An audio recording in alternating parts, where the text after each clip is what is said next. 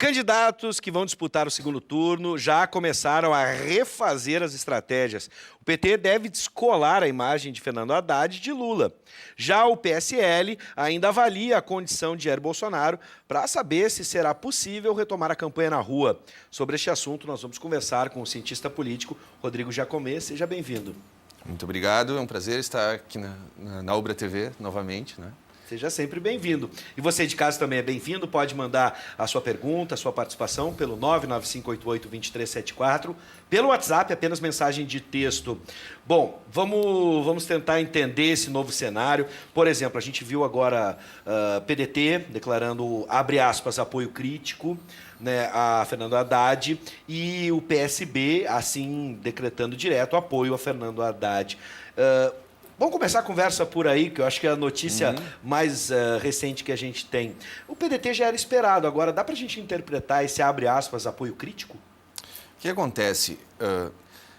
Esse movimento de... O sistema eleitoral, ele foi elaborado justamente para que as forças políticas convirjam, não é? Já para ir preparando o que a gente chama de coalizão de governo, não é? Então, num primeiro momento, os partidos se alinham para disputar o primeiro turno, onde existem características programáticas mais fortes, não é? A questão de ideologia pesa muito. E no segundo turno, então, já é a segunda escolha, os partidos se alinham novamente e quando o partido vai fazer essa escolha no segundo turno, ele fica numa encruzilhada, tá? Essa dúvida, essa encruzilhada que se põe aos dirigentes partidários, ela existe entre seguir a ideologia do partido, a tradição do partido, seguir aquele partido com quem eles, em outras eleições, já atuaram de maneira conjunta, ou atuar de maneira pragmática. O que é atuar de maneira pragmática? É quem eu acredito que vai vencer a eleição.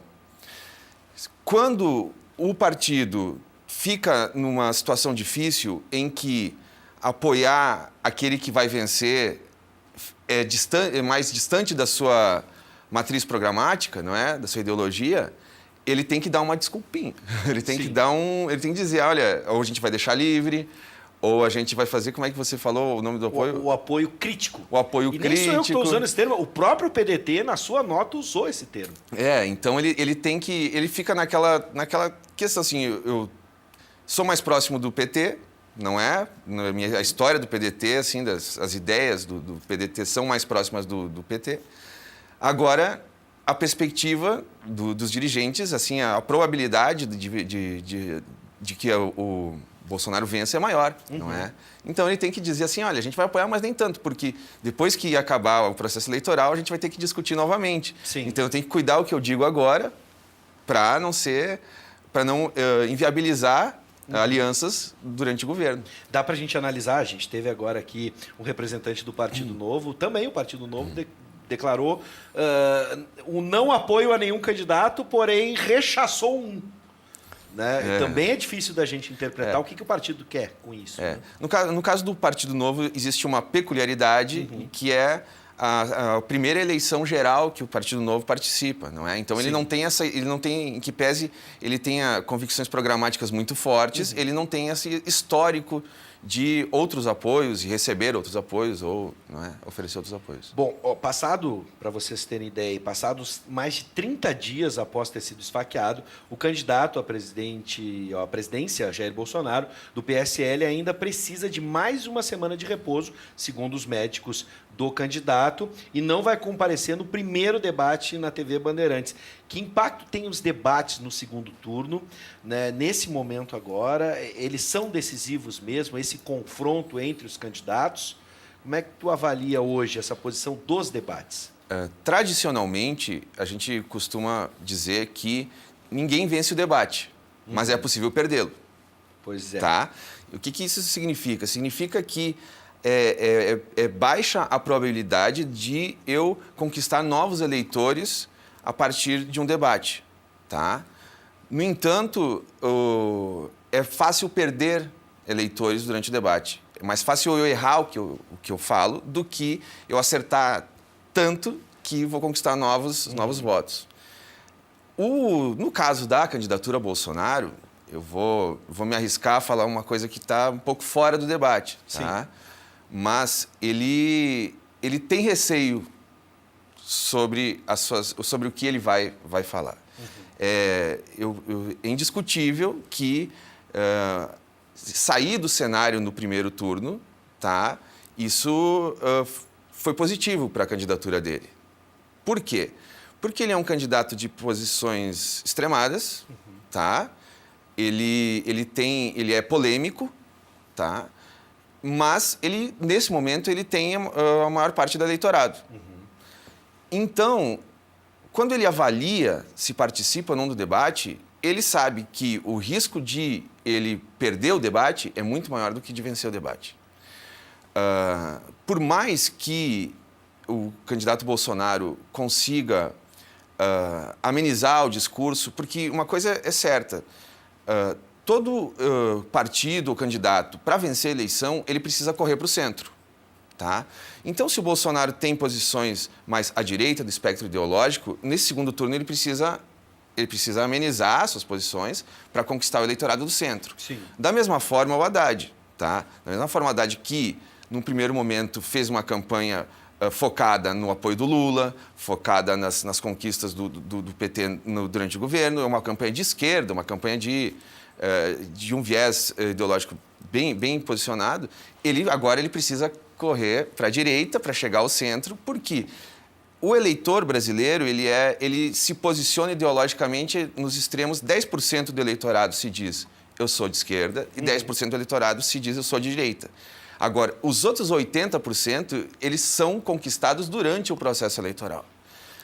Assim como você mencionou no início da sua explanação que nesse segundo turno a estratégia do PT é descolar um pouco do Lula, ela funciona, isso é claro, porque num primeiro momento ele precisava ser abençoado para receber todo aquele eleitor que é convicto do ex-presidente Lula. Porém, esse eleitorado não é suficiente para vencer a eleição. Ele precisa conquistar uma parte do eleitorado que não gosta não votaria no ex-presidente Lula e não é tradicionalmente aliado às ideias do PT. Isso, no caso do Haddad, ele tem uma imagem, uma postura, uma história assim mais moderada, não é? Eles chamam assim, ele não é aquele petista tradicional, de combativo, né? E, em certa medida, essa característica pessoal dele pesou na escolha dele como candidato. Sim. Então, os dois estão correndo para o centro. Agora, se posicionar, quanto menos um candidato falar nesse momento, é melhor para os dois. Tem uma situação curiosa nessa campanha para presidente da República que a gente chega no segundo turno com dois candidatos que não fizeram campanha. Verdade. Pelo menos uma pré-campanha. Não, né? O Haddad, numa pré-campanha, de fato não fez. Não, quando o Haddad chegou, o Bolsonaro saiu. Pois é. Então, veja que também aqui no Rio Grande do Sul, na campanha de 2014, em qualquer campanha a gente vê que o posicionamento não é positivo do ponto de vista do marketing eleitoral. Porque o posicionamento ele não conquista eleitores, ele só afasta eleitores. Sim. É politicamente correto o eleitor, se você fizer uma pesquisa de opinião e perguntar para qualquer eleitor, ele vai dizer assim, quem você vai votar? Primeiro eu vou avaliar as propostas dos candidatos. Ninguém olha as propostas. Até hoje eu não descobri um eleitor que foi olhar as propostas e tomou uma decisão com base nas propostas. É claro que aqui a gente está, de certa forma, generalizando. Sim, claro. Deve ter um percentual que... Mas eu gostei da tua observação. Na média... A gente fala em análise de propostas, mas foca muito mais nas posições. Boa parte daquilo que o eleitor fala não é o que ele pensa. Tá? Boa parte daquilo que o eleitor manifesta sobre suas opiniões políticas, essas opiniões servem mais para que ele se posicione socialmente, para que ele seja aceito pelos seus pares, mas não necessariamente representa aquilo que ele pensa. A decisão, o processo de decisão, de escolha do voto, ele é muito particular. Cada eleitor tem um, mas há algumas características que, nas pesquisas que eu já fiz e nos estudos que eu já realizei, eu consegui delinear assim, um caminho que o eleitor faz durante a sua trajetória de vida e durante as eleições que o levam a escolher o candidato. E, nesse processo, a racionalidade é muito baixa. Sim. O que eu falo com racionalidade? Não é que o eleitor não pensa, ele faz um cálculo racional, enfim, mas as questões efetivas de propostas, as questões, o debate, quando é levado para o que se vai fazer efetivamente no governo, ele não ajuda nenhum candidato. Se a gente for parar e pensar, agora entrou um pouco na minha área aqui da educação, junto aos estudos culturais e as questões filosóficas mesmo, a disputa pela subjetivação mesmo, para construir como o eleitor se vê, porque a construção identitária ela é móvel. A gente vem em determinado contexto, a pessoa pode se posicionar, aderir, se marcar com determinada ideologia, mas na hora mesmo do voto, é o que ela realmente pensa e enxerga de si mesmo. E como ela se alinha. Por isso, nesse caso, eu achei uma observação interessante, porque a gente muito mais, às vezes, decide, ou externa, decide não, decide é na hora da urna, mas externa a nossa posição política, às vezes comparando com o outro, o que eu não quero ser. Olha, eu vou votar em fulano de tal porque eu não quero apoiar tal candidato ou porque eu não quero apoiar tal ideologia. E aí, nessa análise mesmo, quando a gente foi pensar nas propostas, se a gente olha as propostas, a gente decide. Se a gente olha para o outro e vai construir a identidade a partir da negação do outro, fica muito mais na posição ideológica mesmo. Eu não vou votar nesse candidato porque ele tem um plano melhor para a economia. Eu vou votar nesse candidato porque ele não pensa igual ao outro. Exatamente. No programa passado, a gente falou, eu afirmei que existe o eleitor do PT que vota no candidato do PT e o antipetista vota contra alguém. Sim. Né? Então, ele vai fazer uma escolha de second best. O fato é que os dois candidatos, tanto o Bolsonaro quanto a Haddad, ou seja quem for, a margem de manobra de um governante é muito pequena. Tá? A diferença das decisões que vão ser tomadas pelo Bolsonaro ou pelo Haddad são mínimas. Porque o orçamento é engessado, porque a dinâmica da política ela exige uma série de concessões. Então, eu não quero assim, desmotivar o eleitor, mas a diferença de governo entre um candidato e outro é pequena. O poder de ação mesmo. O poder de ação é uma questão ideológica. Claro. Isso não é só no Brasil. Não é à toa que, num país como os Estados Unidos, o eleitor se arrisca a eleger um presidente como o Trump, um cara polêmico como ele. Por quê? Porque as instituições, na medida em que elas vão amadurecendo, elas se previnem da ideologia, da intempestividade de um governante. Sim. Isso é positivo. Claro. Isso é positivo. Bom, agora vamos voltar à análise dos candidatos mesmo. A gente falou um pouco de Bolsonaro, a gente falou um pouco de Haddad. Grande parte dos votos de Geraldo Alckmin e Marina migraram para outros candidatos que levaram vantagem sobre eles, né? E aqui a gente pode, o senhor mesmo já citou, o Partido Novo, por exemplo, né? Teve uma votação expressiva vencendo, por exemplo, o partido tradicional como o MDB, que tem uma base muito forte no Brasil inteiro. Como é que a gente pode imaginar agora essa migração de votos, né, entre esses? Eles podem definir as eleições? Muitos falam que Bolsonaro precisava de mais 4%, 5%, né, ou 4% e mais 1% para chegar à maioria dos votos. Como é que a gente pode entender esses outros candidatos agora? Está bem confuso isso? Olha, o ato de um candidato ou de um partido ir para a televisão, para as redes sociais, dizer estou apoiando fulano... Sim. Ele não é tão significativo quanto os motivos que levaram o eleitor a votar naqueles candidatos que não chegaram ao segundo turno anteriormente. Tá? Vamos fazer uma análise bem característica do eleitor do Alckmin. O Alckmin chegou a ter mais de 40 milhões de votos em eleições passadas. Sim. E fez 5% nesse ano. Por que ele fez só 5% nesse ano? Porque o eleitor do Alckmin ele era composto de pessoas que, do ponto de vista econômico, eram liberais, do ponto de vista dos costumes, eram conservadoras e, do ponto de vista da gestão pública, tinham suas preferências ligadas à reforma do Estado, enfim. Quando surge um partido como o Novo, que prega uma ideologia com relação à economia, uma ideologia liberal, tá? Ele é claro quando diz assim, olha, nós somos...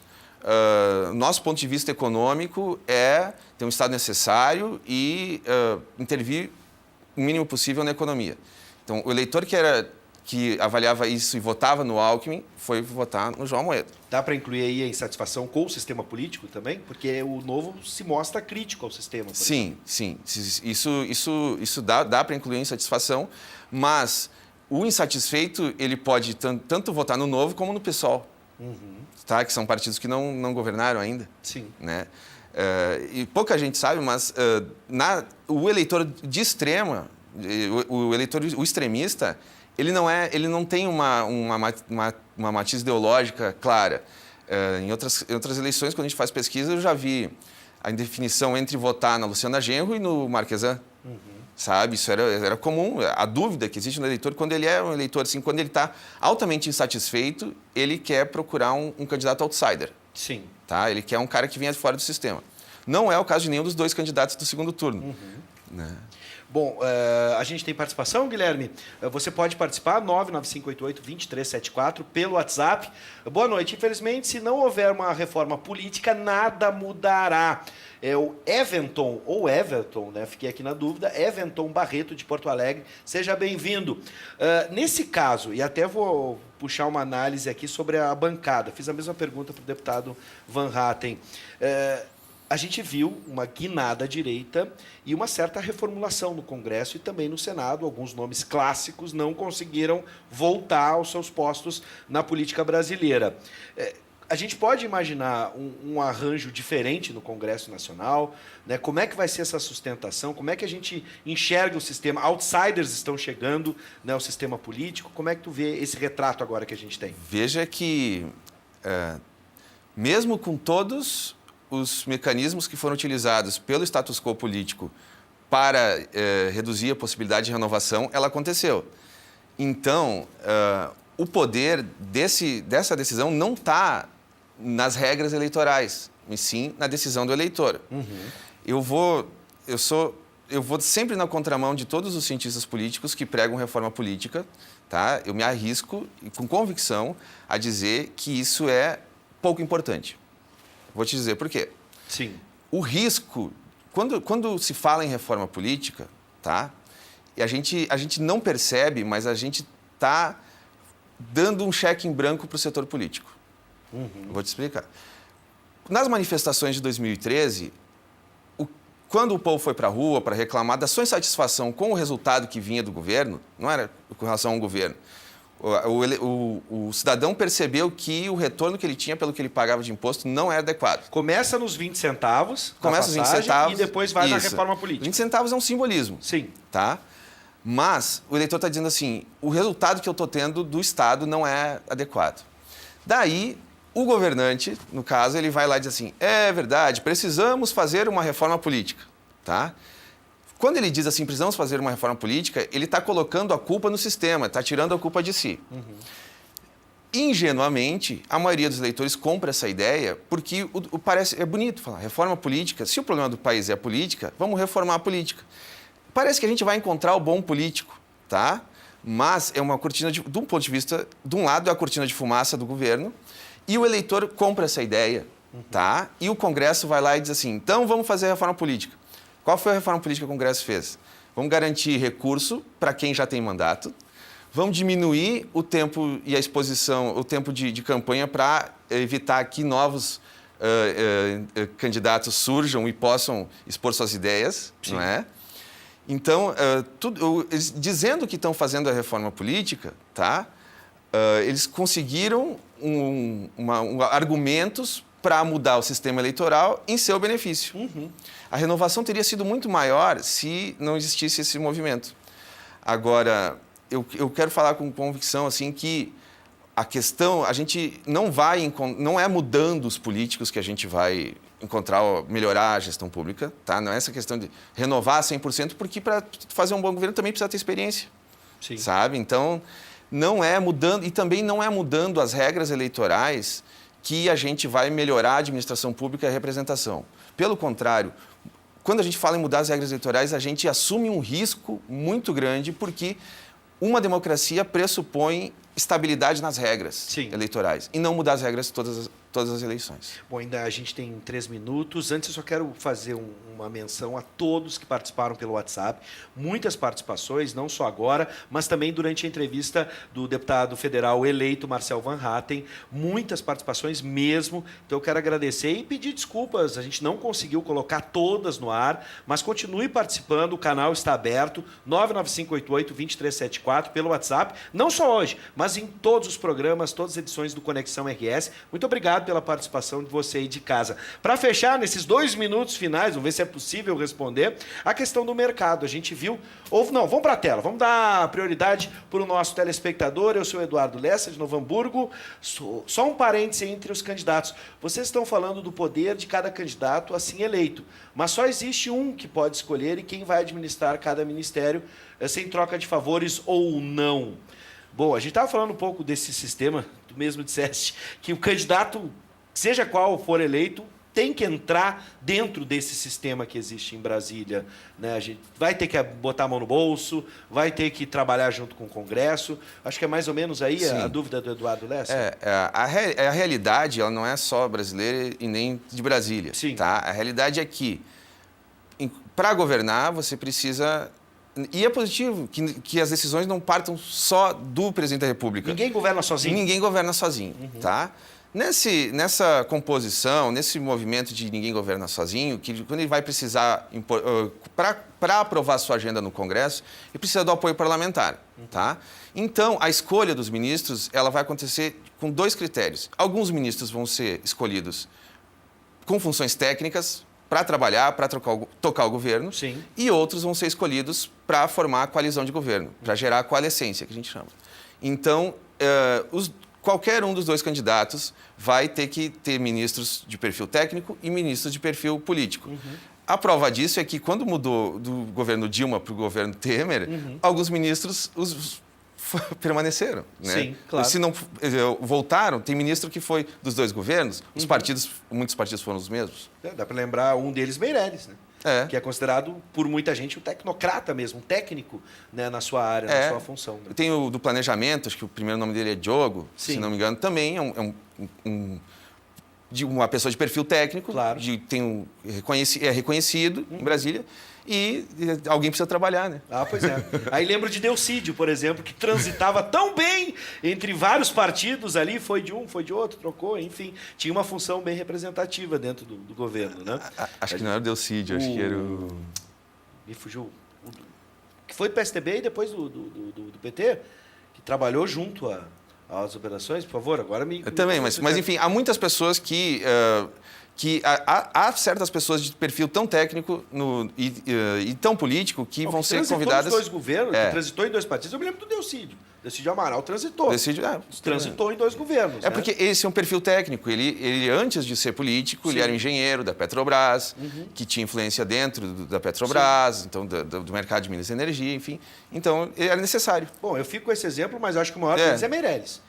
Meirelles, sim. Meirelles é um cara de perfil altamente técnico, sabe? Que não se envolve em disputas ideológicas. Talvez tenha sido o maior erro dele ali entrar nesse pleito. Não tinha esse cacuete para político, né? O que a gente falou no início? Exatamente. Bom, a gente fecha como começamos no início da conversa. É sempre um prazer te receber. Prazer todo meu. E a gente se encontra em uma outra oportunidade. Afinal de contas, o segundo turno ainda está aí. Tá bom? Muito obrigado.